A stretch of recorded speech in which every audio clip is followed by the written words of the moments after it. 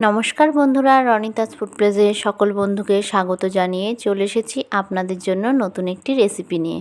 1 cup সুজি ও একটি ডিম দিয়ে তৈরি করব মজার একটি রেসিপি। আমার এই রেসিপিটি যদি আপনাদের কাছে ভালো লেগে থাকে তাহলে অবশ্যই একটি লাইক করবেন, আমার চ্যানেলটি সাবস্ক্রাইব করে দেবেন ও পাশে থাকা বেল আইকনটা প্রেস করে দেবেন।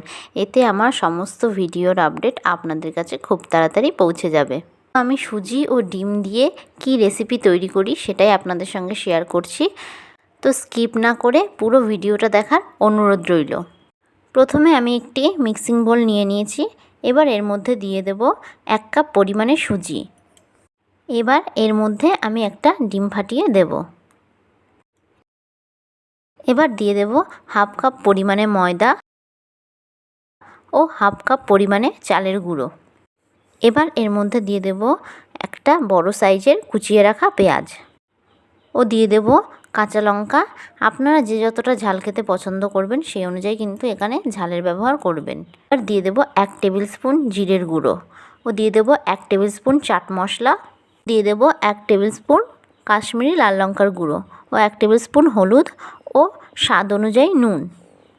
এবার হাতের সাহায্যে সমস্ত উপকরণগুলো খুব ভালো করে মেখে নেব।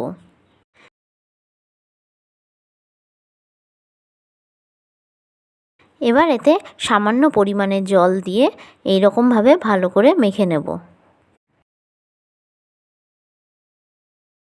দেখুন আমি এই রকমভাবে মেখে নিয়েছি।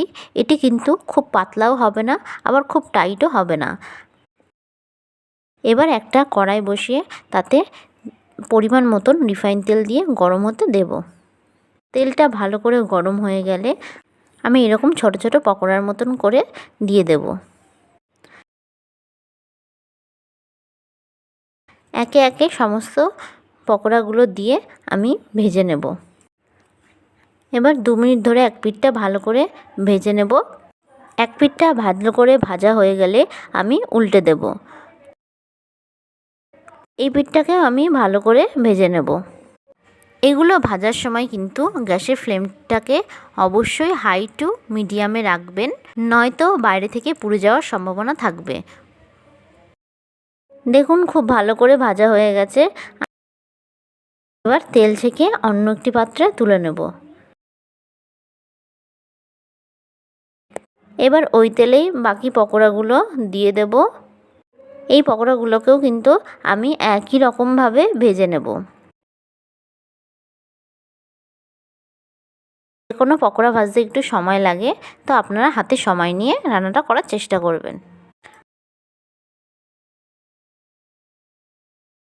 তো দেখুন সুন্দরভাবে তৈরি হয়ে গেছে আমাদের আজকের এই রেসিপি। এটি কিন্তু খুব সহজেই ও হাতের কাছে থাকা কয়েকটা উপকরণ দিয়েই তৈরি হয়ে যায়। এটি কিন্তু সন্ধ্যার স্ন্যাক্সে পরিবেশন করতে পারেন।